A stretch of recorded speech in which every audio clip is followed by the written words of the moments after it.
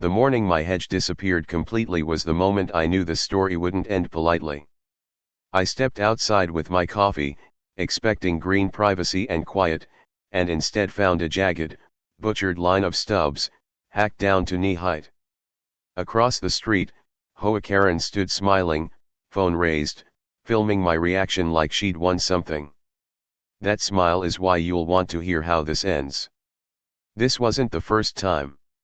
For weeks, my hedge had been shrinking daily, as if it were afraid of her. Every morning, another chunk gone. Every afternoon, another violation notice taped to my door. She claimed the bushes crossed an imaginary HOA boundary. They didn't. Surveys proved it. Photos proved it. Logic didn't matter to her. Control did. I tried calm conversations. I tried emails. I tried the HOA board. Karen ignored everything, always with that same smug confidence people get when they think rules only apply to others. She would show up unannounced, clippers in hand, trimming my property while quoting bylaws she clearly invented. When I protested, she filmed me, narrating loudly about non-compliant homeowners and necessary enforcement. Neighbors watched from behind curtains. No one intervened. Karen had a reputation. She was loud, relentless, and armed with complaints. People avoided her because it was easier than fighting. That silence is what allowed her to keep going. The hedge mattered to me more than appearance. It blocked traffic noise. It protected my dog. It marked my space. Watching it destroyed piece by piece felt personal, like someone erasing a boundary on purpose. I began documenting everything: dates, times, photos, video. I measured remaining branches with a tape measure. I saved every notice she left. I learned something important during that time: bullies escalate when they think you're powerless. Karen escalated fast. The day she wiped out the last of the hedge, she didn't even pretend it was maintenance. She laughed, stepped back, and admired the damage. Then she turned her camera toward me and said, "Let's see what you do now." I didn't argue. I didn't shout. I went inside and started planning, because some lessons can't be taught with words. That afternoon, after Karen finally left, I walked the property line slowly, staring at the ruined hedge like a crime scene. Bare soil showed where thick roots once held firm. The damage wasn't just cosmetic, it was deliberate. Anyone with common sense knew hedges don't vanish evenly overnight. She wanted provocation. She wanted a reaction she could record and twist. Instead, I chose patience. I spent the next several days doing nothing visible. No new plans. No arguments. No complaints to the HOA. From the outside, it probably looked like I'd given up. That illusion worked perfectly. Karen continued her routine, strolling by daily with her phone out, narrating loudly about compliance achieved and problem homeowners finally learning. Her confidence grew. Confidence always makes people careless. Behind the scenes, I prepared. First, I reviewed the property survey again, confirming the exact boundary line down to the inch.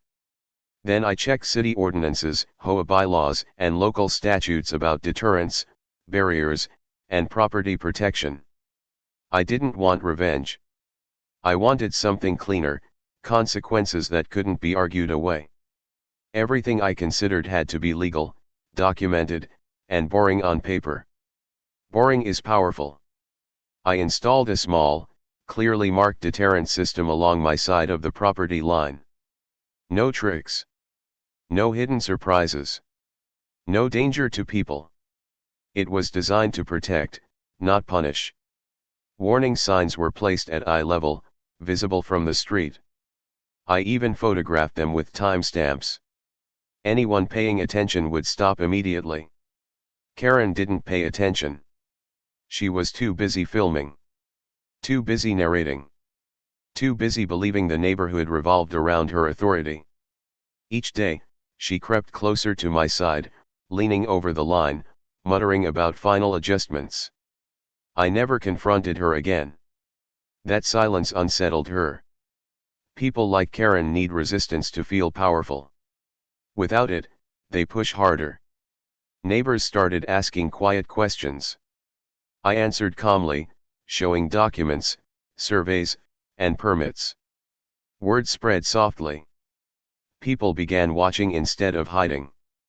That shift mattered more than I realized at the time. The morning everything changed, I heard her before I saw her. The familiar engine of her luxury SUV rolled down the street faster than usual. She parked crooked, hopped out, and started ranting to her phone about unfinished business. She crossed the curb without looking, eyes locked on the spot where my hedge used to be. I stayed inside, watching through the window, heart steady, hands dry. This wasn't anger driving me anymore. It was certainty. Every step she took past the warning signs was a choice. Every second she kept filming was proof she believed nothing applied to her. Then she climbed back into her SUV, still recording, revved the engine, and pulled forward without checking what was directly ahead. The sound that followed ended weeks of harassment in under 3 seconds. Metal shrieked against concrete, followed by a deep thud that rattled windows up and down the block. Karen's luxury SUV lurched, stopped, and exhaled white smoke as airbags exploded outward. Her phone flew from her hand, skidding across the pavement, still recording.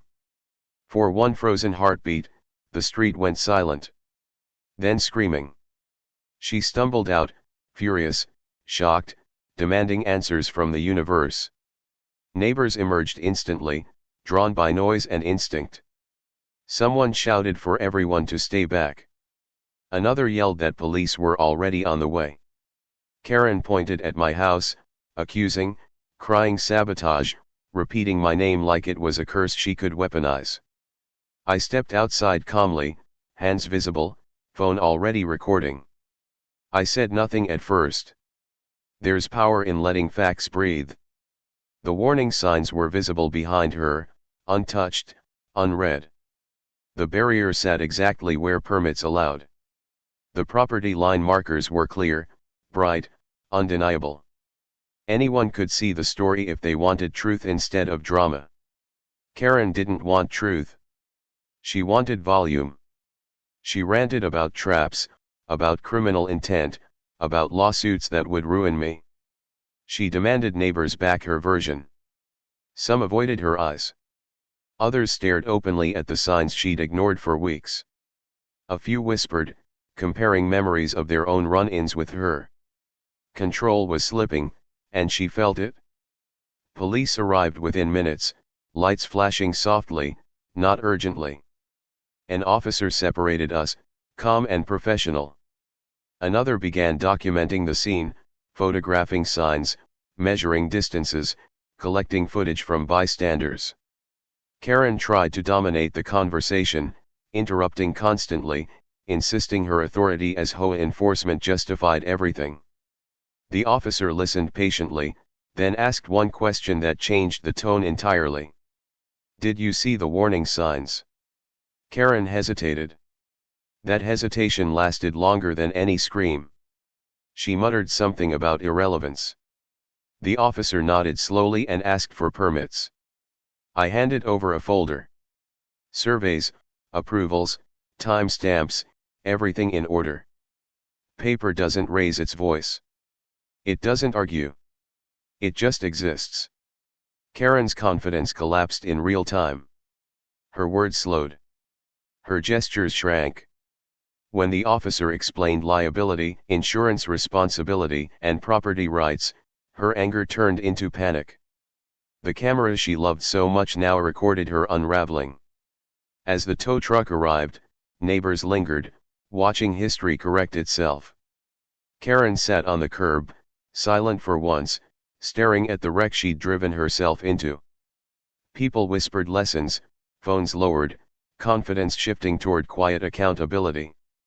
The officer finished notes, handed Karen citations, and explained next steps with practiced calm.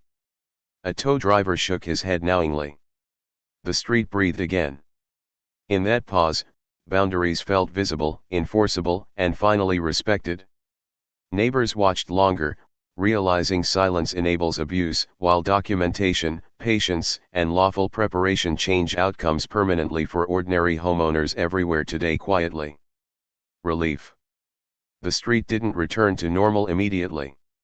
After the tow truck hauled Karen's SUV away, neighbors lingered in small clusters, speaking in hushed tones like witnesses leaving a courtroom. Everyone had seen something shift. For years, Karen's authority thrived on isolation. That morning, isolation broke. Police wrapped up efficiently. One officer explained the citations clearly, unemotionally, as if reading weather conditions.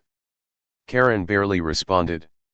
She nodded, eyes fixed on the empty space where her vehicle had been. The performance was over. Without an audience that feared her, she looked smaller, ordinary, human. When the officers left, people approached me cautiously. Some apologized for staying silent. Others shared stories I'd never heard, fines over flower colors, threats about trash cans, harassment disguised as inspections. Patterns emerged quickly. Karen didn't enforce rules, she hunted control. Hearing that confirmed something important. This wasn't personal. I was just the one who stopped yielding. The HOA board moved fast. By evening, an email went out announcing a temporary suspension of enforcement activities pending review. The language was careful, corporate, terrified. The board had relied on Karen's aggression to maintain order. Now they feared exposure. Accountability spreads quickly when documentation exists. Insurance adjusters came next. They photographed everything, asked neutral questions, and nodded thoughtfully. Karen tried one last time to frame herself as a victim of entrapment. It failed. Warning signs, permits, surveys, and timestamps don't leave room for storytelling. The claim was denied before the week ended. That denial mattered more than the wrecked SUV. Days passed quietly. My property remained untouched. No notices. No filming. No surprise inspections. I replanted the hedge slowly, choosing stronger shrubs, spaced deliberately, measured precisely. Neighbors watched openly this time, some smiling, some nodding, all aware that lines existed again. Karen avoided me completely. When we crossed paths weeks later, she looked through me like I wasn't there. No insults. No lectures. Just absence. Power retreats silently when it loses legitimacy. The HOA board eventually announced changes, new procedures, shared enforcement responsibilities, clearer appeal processes. They never apologized directly, but policy revisions spoke loudly. Karen resigned soon after, citing personal reasons. Nobody asked follow-up questions. I didn't celebrate. I didn't post online. I didn't escalate. That restraint mattered. This story isn't about destruction. It's about preparation. It's about understanding systems, documenting abuse, and letting people dismantle themselves through their own arrogance. The hedge grew back thicker than before. So did my sense of ownership. Boundaries aren't loud. They're firm. And once established, they don't need defending every day. They simply exist, reminding everyone where respect begins and entitlement ends. Weeks after Karen resigned, the neighborhood felt unfamiliar in a good way. Mornings were quieter. People waved more. Conversations happened openly instead of in whispers. It was surprising how quickly tension dissolves once a single source of pressure disappears. Fear had been the background noise we'd all learned to ignore. I kept thinking about how close I'd come to handling everything the wrong way. Early on, anger tempted me daily. It would have been easy to shout, threaten, or retaliate impulsively. That path would have given Karen exactly what she wanted, chaos she could manipulate. Instead, discipline changed the outcome. Preparation gave me leverage. Silence gave her room to expose herself. Neighbors began stopping by, not to gossip, but to ask questions. How did I know what was legal? How did I document everything? What made the difference when police arrived? I answered honestly. None of it was complicated. It just required patience most people don't think they have. Abuse relies on exhaustion. It hopes you'll react before you're ready. The HOA board scheduled a community meeting to rebuild trust.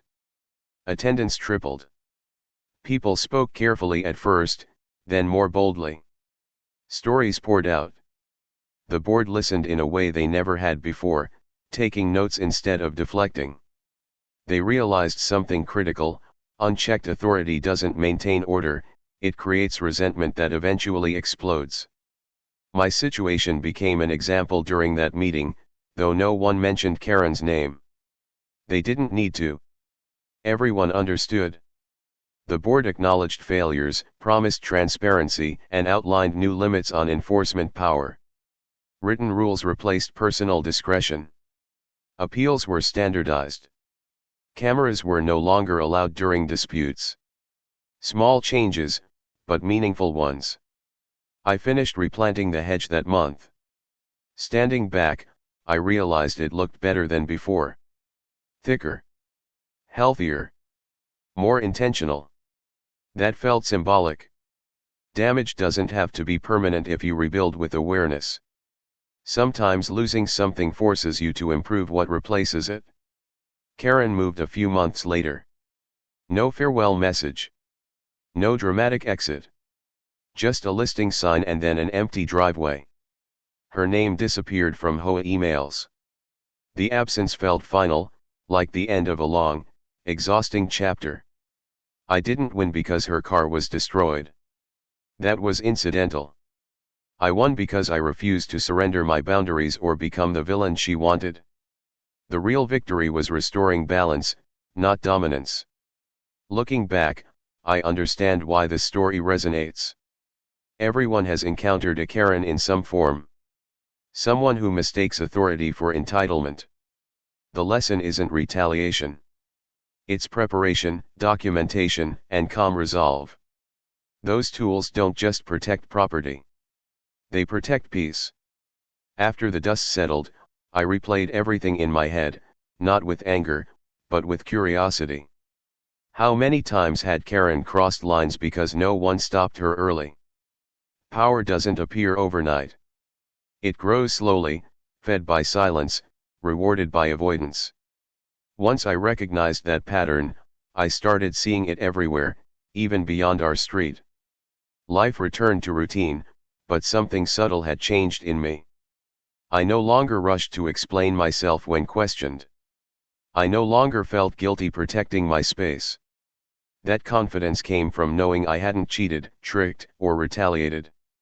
I had simply prepared better than someone who relied on intimidation. One afternoon, a neighbor named Mark stopped by. He'd lived there longer than anyone. He told me Karen once threatened to fine him daily over a mailbox placement, even though it met regulations. He moved it anyway, just to end the harassment. Saying it out loud now, he sounded embarrassed. That's how control works. It convinces reasonable people they're the problem. We talked for nearly an hour. He wasn't looking for advice. He wanted validation that standing firm didn't make him difficult or selfish. I told him what I'd learned: rules are tools, not weapons. The moment someone uses them to humiliate instead of guide, something's wrong. Others shared similar stories over time. Small humiliations. Arbitrary warnings.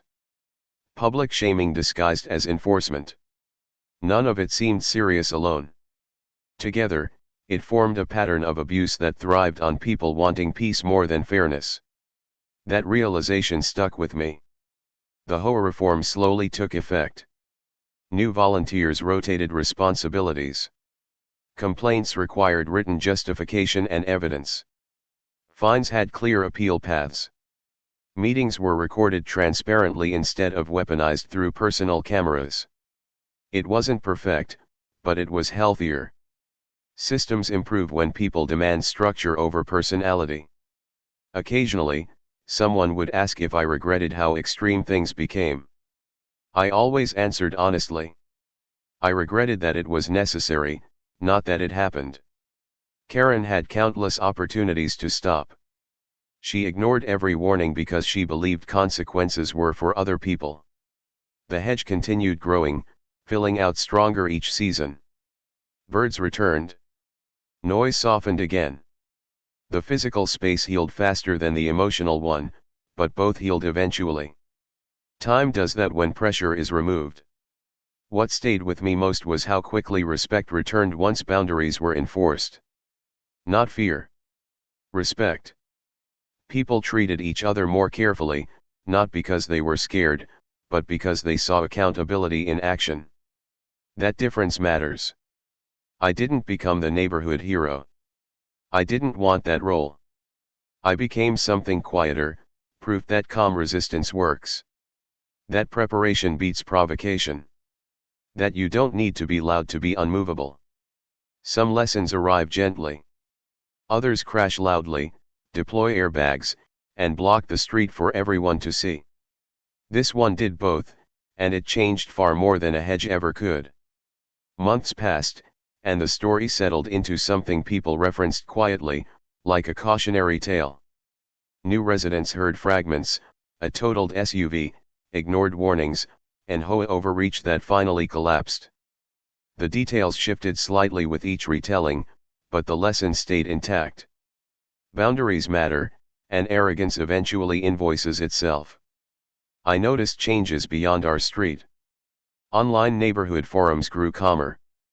Posts asking for clarification replaced accusatory rants. People checked bylaws before complaining. That didn't happen because rules changed overnight.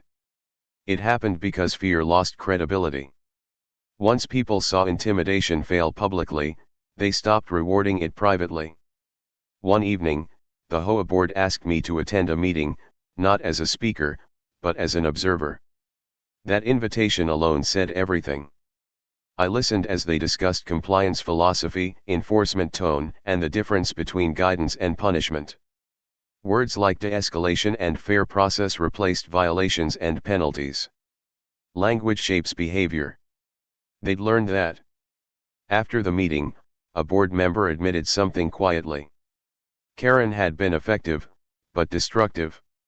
She produced compliance numbers, not community health. They confused activity with success. That insight felt important.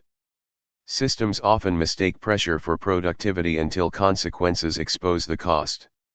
I started noticing how often people tolerate small abuses to avoid discomfort. A neighbor cutting across your lawn. A coworker taking credit. An authority figure pushing limits. Most people let it slide, telling themselves it isn't worth the trouble. Sometimes that's true. Sometimes it trains the wrong person to push further. The hedge became a conversation starter, ironically. Visitors asked about it, noticing how dense and well kept it looked. I explained calmly, without drama. Each retelling stripped the event of emotion and left only process. Documentation. Patience. Preparation. Those aren't exciting words, but they're effective ones. Karen never contacted me again. I heard she tried similar behavior elsewhere and failed faster. Once a pattern is exposed, it's harder to disguise. Consequences follow sooner. That's how accountability compounds. I didn't walk away hardened. I walked away clearer. Conflict doesn't require cruelty. It requires clarity. When you know where you stand, you don't need to shout it. The loudest moments in this story weren't mine. They belonged to someone who mistook volume for authority. Looking back, the brutal trap people talk about wasn't physical at all. It was boring. Legal. Marked with signs. The brutality came from reality colliding with entitlement at full speed. Reality always wins, eventually. If there's a takeaway worth sharing, it's this: prepare before you react. Learn the rules before someone uses them against you. And never underestimate how quickly power collapses when it's forced to explain itself calmly in daylight. Some endings feel explosive. Others feel resolved. This one felt earned.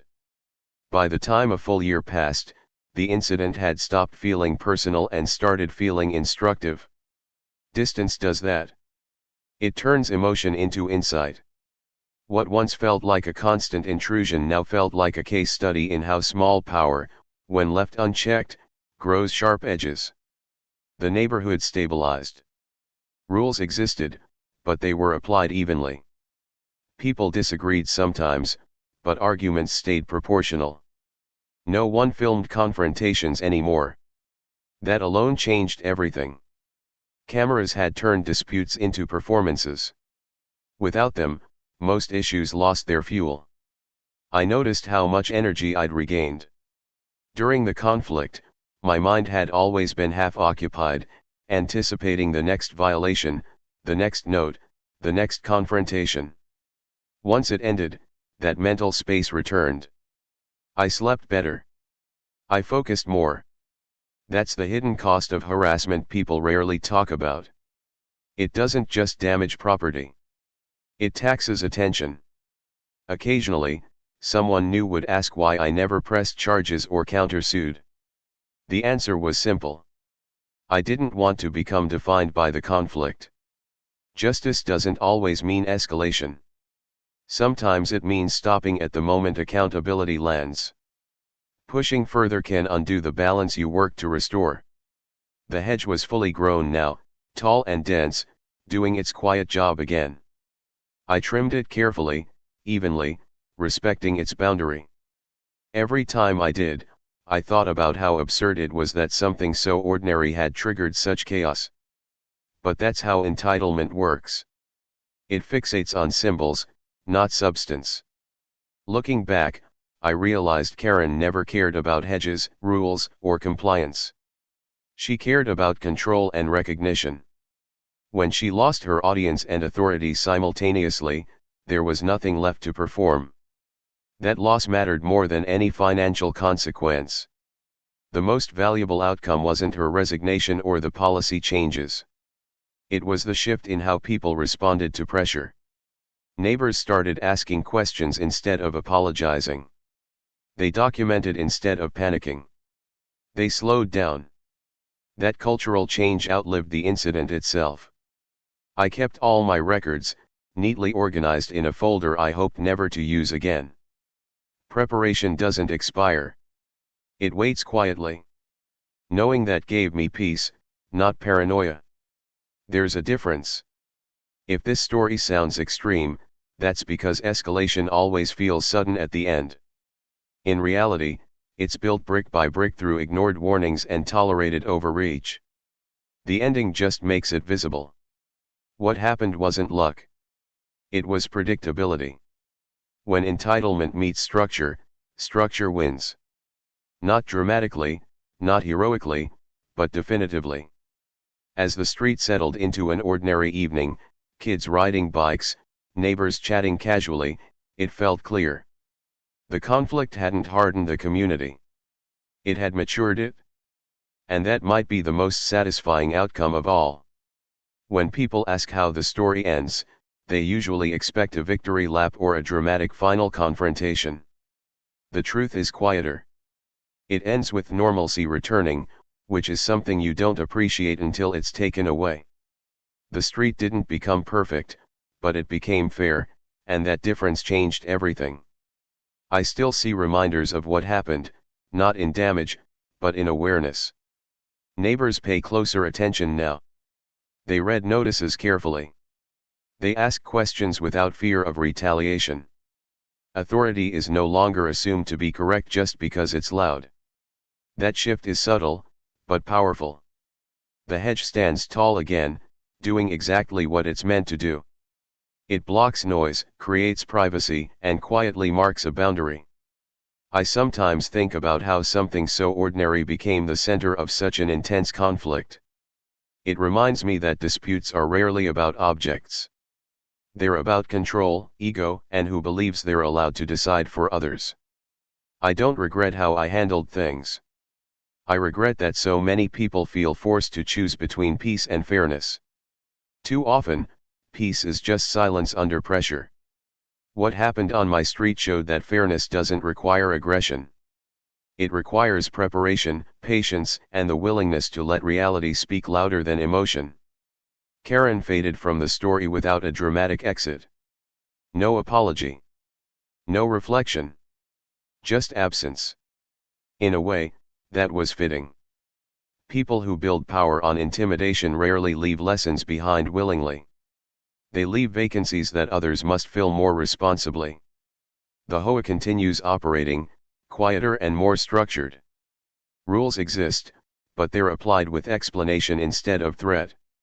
Disagreements still happen, but they resolve through conversation instead of spectacle. That's what healthy systems look like, even when they're imperfect. If there's one thing I hope viewers take from this, it's not the shock value of a totaled car or a public meltdown. It's the understanding that preparation changes outcomes. Documentation protects truth. And boundaries don't need to be loud to be absolute. The so-called brutal trap wasn't designed to hurt anyone. It was designed to stop harm. The real damage came from entitlement crashing into limits it refused to acknowledge. That collision was inevitable, not engineered. Life moved on. Seasons changed. The hedge grew thicker. The street stayed calm. And every time I walk past that property line, I'm reminded that standing firm doesn't require cruelty, only clarity. Some stories end with explosions. Others end with lessons. This one ended with both, and the lesson was simple: when you stop rewarding intimidation, it loses its power completely. Please like, comment and subscribe for more.